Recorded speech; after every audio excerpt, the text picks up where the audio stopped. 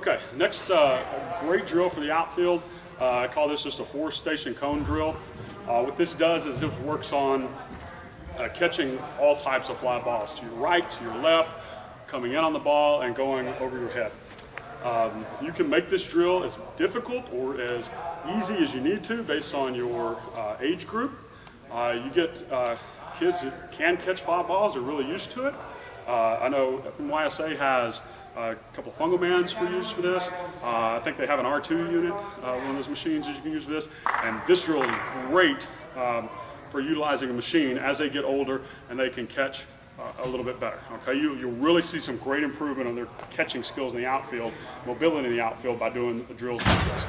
You can make the drill more difficult by expanding the cones out to make it further for them to run, and all kinds of stuff. Okay, as you're starting for the younger ages, if they get to a point where they're great at just catching balls, they progress through the line drills that I just showed you. Now you can progress them to this. Again, you can still use a real baseball if they're pretty good with it. You can toss them one of these balls. All right? Ideally, what you want to do is you want to launch the ball to where it's going to fall roughly in the center of that 4-cone circle. Okay? That's why as they get older and they can really catch the machine, having a machine that you can dial that in where it's going to shoot it there every time is perfect. Okay? What this is going to do, you can use 6, 7 kids, they get 1,000,000 reps in 10 minutes with this drill.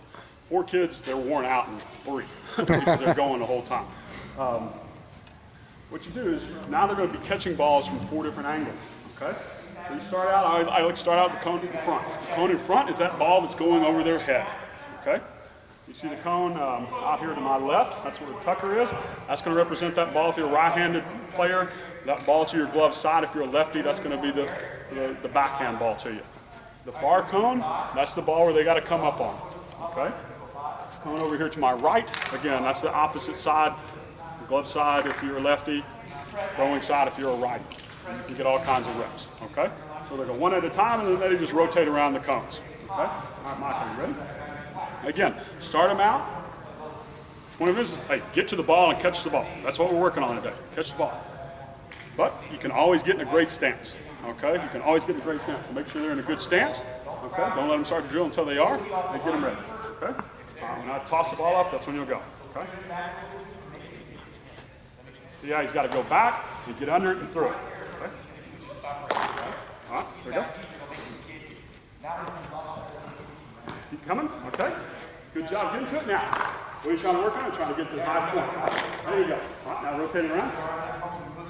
Go ahead and go to the back one, Tucker. Mike, you come to this one. You rotate that way, okay? You can rotate either way, but you get them all going clockwise. That's generally the best one. All right, ready? The center used to come off here. Okay. All right, ready, Tucker? Then you're coming in on it, okay?